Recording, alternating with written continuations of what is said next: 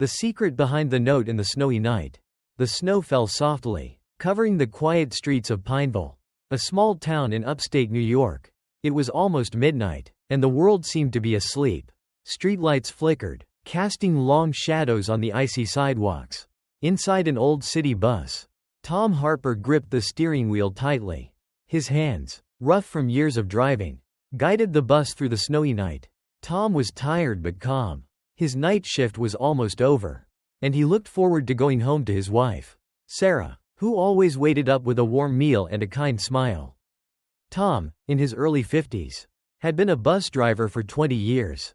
He loved the routine, the familiar faces of passengers, and the quiet moments at the end of a long day. Tonight, the bus was nearly empty.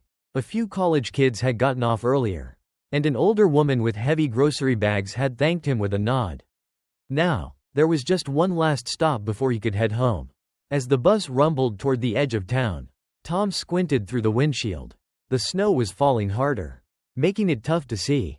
"Who'd be out in this weather?" he muttered, slowing down as he approached a lonely bus stop near an old, shuttered store. Then he saw something, a small shape huddled on the bench.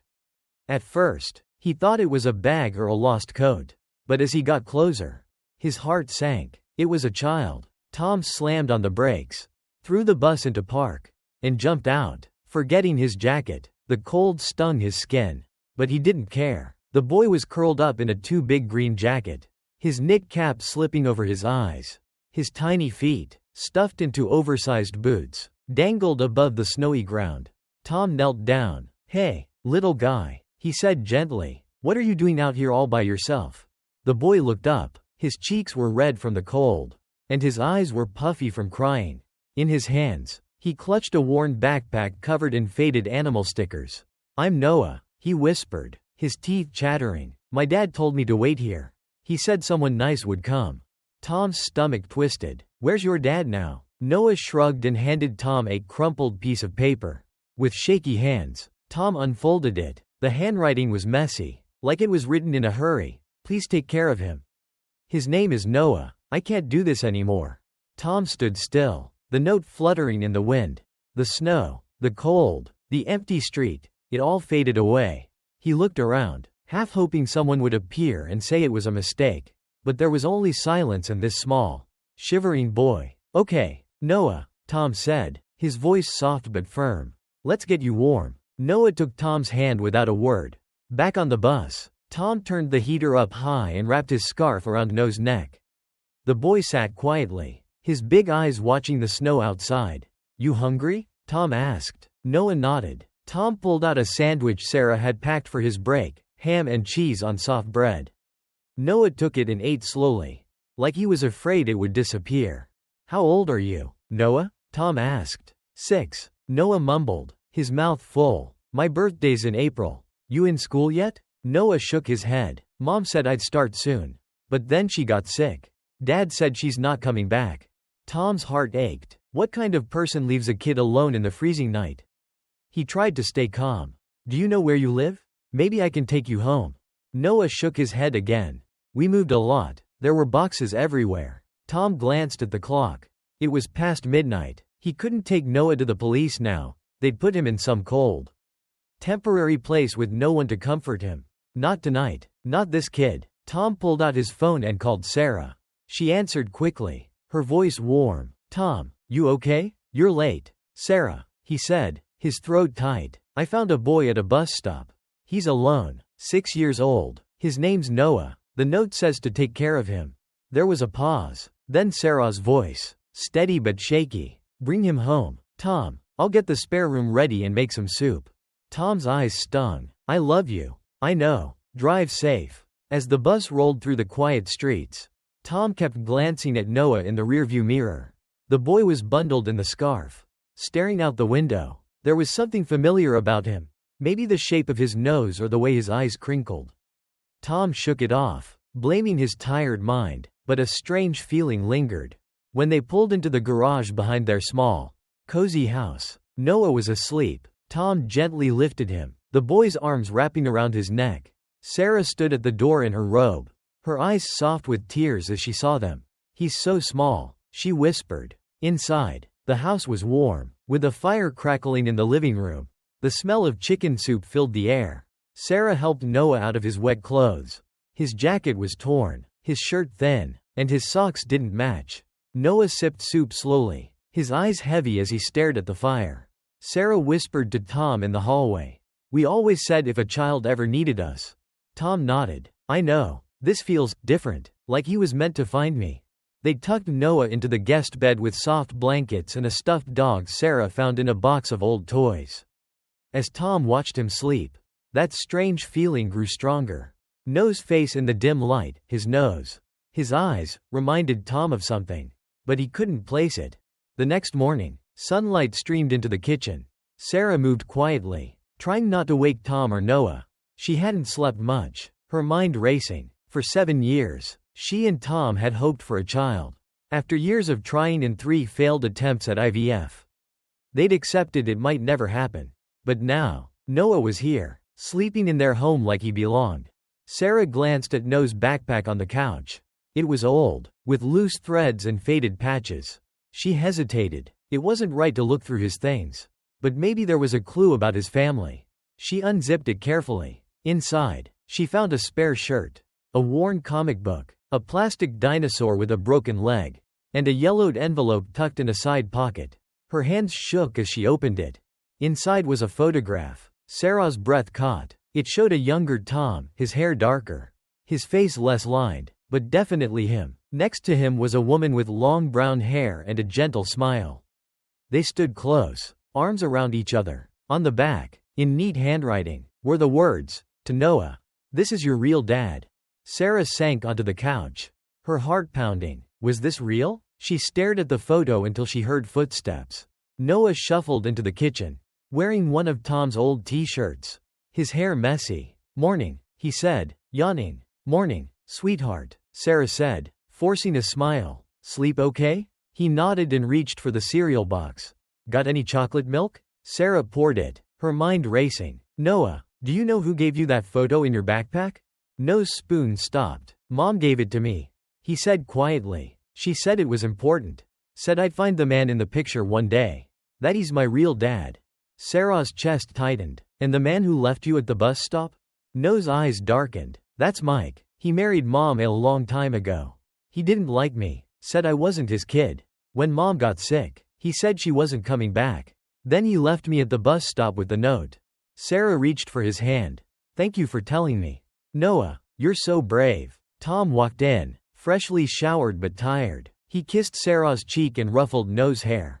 "Sleep good, buddy?" "Yeah," Noah said. "Missed the snow, though." Tom laughed. "Plenty more snow coming." Sarah waited until Noah went to the living room to play with his dinosaur before slipping the photo into Tom's hand. He frowned, then froze, his face pale. "Where'd you get this?" he whispered.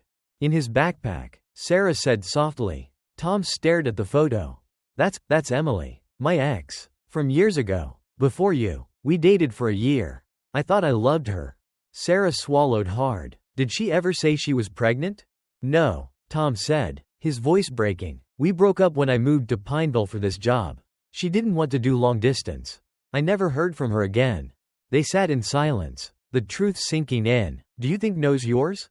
Sarah asked. Tom looked at Noah, who was stacking cereal pieces into a tower. "He's got my nose," he said quietly. "And your eyes," Sarah added. Tom's voice was barely a whisper. "If he is, I missed 6 years of his life." Sarah squeezed his hand. "But you're here now." That afternoon, while Noah napped, Tom called the hospital. After some back and forth, he learned Emily Wilson had been admitted 2 weeks ago to Pineville General with late-stage cancer. Her husband, Mike Carter, was listed as her only contact. Tom hung up, staring at the wall. "I need to see her," he told Sarah. "I need to know the truth." Sarah nodded, though her heart ached. "We'll go together." That evening, as they tucked Noah into bed, Tom brushed the boy's hair back. "Hey, buddy, tomorrow we're going to see someone special. Someone who loves you a lot." Noah's eyes lit up. "Mom?" Tom's throat tightened. "Yeah, your mom." As he turned off the light, he whispered, "Please let me make this right." The hospital hallway was cold and bright, the fluorescent lights buzzing overhead. Tom stood outside room 412, his heart racing. He'd stayed strong for Noah and Sarah. But now his legs felt heavy. Sarah touched his arm. "We're in this together." Tom nodded and pushed the door open. The room was quiet, except for the soft beeping of a heart monitor. Emily lay in the bed, pale and thin, her brown hair gone under a soft scarf. But when she saw Tom, her eyes lit up. "Tom," she said weakly, "you came." He stepped closer, his voice thick. "Emily, why didn't you tell me?" She gave a small smile. "You had a new life. I thought, if I told you, you'd come back out of duty. Not love. I didn't want that for you. Or for Noah. I would have been there," Tom said, his voice breaking. "I know," Emily said softly. "I thought I was doing the right thing. But when I got sick, I knew Noah couldn't stay with Mike. He's not a bad man. But he never loved Noah like his own." Tom sat beside her, taking her hand. "You should have told me. I missed so much." Emily's eyes filled with tears. "I'm sorry. But you found him now. That's what matters." The door opened, and Sarah walked in with Noah. The boy's face lit up. "Mom." He ran to her, hugging her gently. "There's my brave boy," Emily whispered, kissing his head. "Did you meet Tom?" Noah nodded. "He's nice. He gave me toast with jelly this morning." Tom smiled through his tears. "Only the best jelly." Emily looked at Noah. "Sweetie, Tom is your real dad. I didn't tell him before. But now he knows. And he loves you, just like I do." Noah looked at Tom, then back at Emily. "So he's my dad?" "Yes," Tom said, his voice cracking as he took Noah's hand. "And I'll never leave you. I promise." Emily sighed, tears falling. "Now I can rest." Tom shook his head. "No, you're going to get better. We'll find the best doctors." "It's too late," Emily said gently. "The cancer's everywhere. I have maybe a week." Sarah stepped forward. "Then we'll make every second count." For the next 6 days, the hospital room became a second home. Tom brought Noah's drawings, bright with crayons. Sarah brought homemade meals, macaroni and cheese. Noah's favorite. They told stories, sang songs, and read Noah's favorite book about a curious puppy. Emily laughed, her face glowing as she watched Noah with Tom and Sarah. For the first time in years, she felt peace. On the 7th day, as the sun set, Emily took Tom's hand. "Take care of him. Teach him to build things. Like you used to. Tell him I loved him more than anything." Tom nodded, tears falling. "I will." Emily looked at Sarah, who was brushing Noah's hair as he slept in a chair. "Thank you for being his mom. I'll love him with all my heart," Sarah whispered. Emily smiled, her eyes on Noah, then closed them. The monitor went silent moments later. They buried Emily under a tall oak tree in Pineville Cemetery. Tom held Noah's hand, Sarah standing close. The weeks that followed were quiet but full of love. Noah's laughter filled the house as he played with the stuffed dog, built towers with cereal, and learned to ride a bike with Tom's help. Sarah taught him to bake cookies. And every night, they tucked him into bed with a story. Tom and Sarah became Noah's family. Not just in name but in every moment. And though the pain of Emily's loss lingered, they knew she was watching, grateful her boy had found his home.